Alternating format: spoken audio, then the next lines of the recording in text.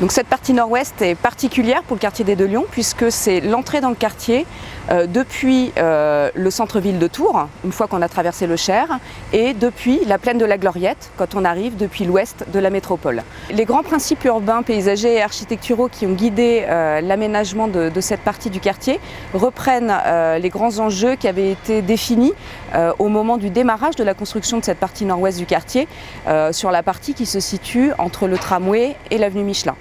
L'idée, c'est d'avoir une alternance de bandes minérales et de bandes végétales.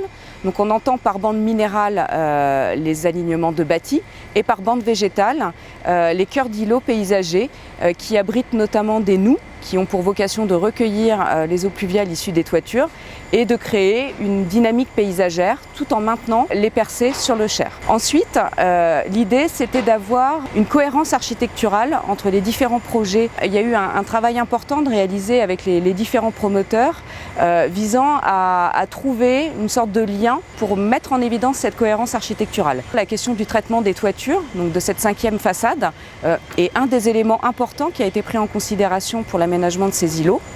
Donc l'urbaniste de la ZAC, donc Pierre Schwable, a participé donc à ces groupes de travail avec les différents promoteurs et a permis de faire émerger avec les différents architectes, bien entendu, avec les services de la ville et la CET, ces 3 projets architecturaux et urbains et qui demain vont constituer la nouvelle image que l'on pourra avoir du quartier lorsqu'on arrive du centre-ville de Tours.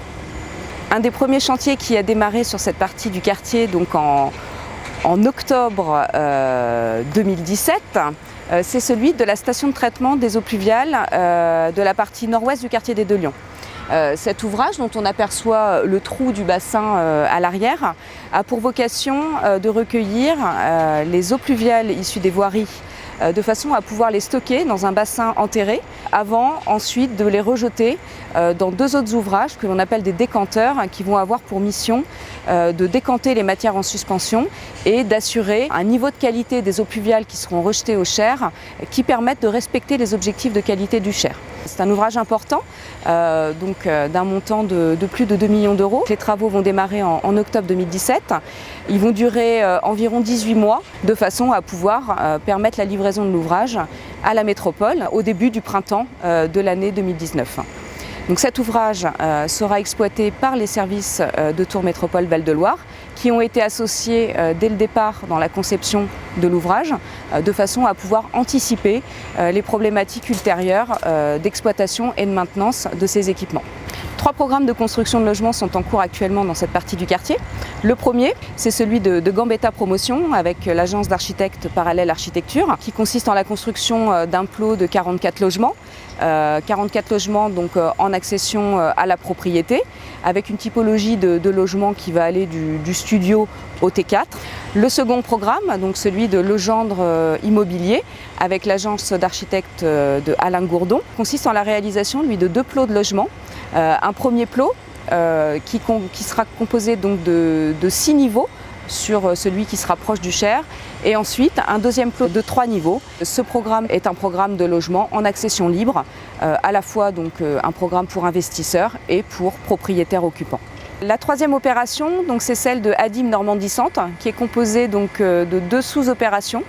Donc un immeuble de logement pour Tours Habitat, composé de 22 logements locatifs sur 5 étages, et une résidence étudiante de 232 chambres qui permettra de répondre aux besoins du quartier en matière de résidence étudiante, du fait de la multitude d'écoles et d'offres de formation que l'on peut trouver dans le quartier des Deux Lions, mais également à l'échelle de la métropole. Une autre opération de construction a démarré récemment dans le quartier des Deux Lions, donc il s'agit de l'école des Deux Lions.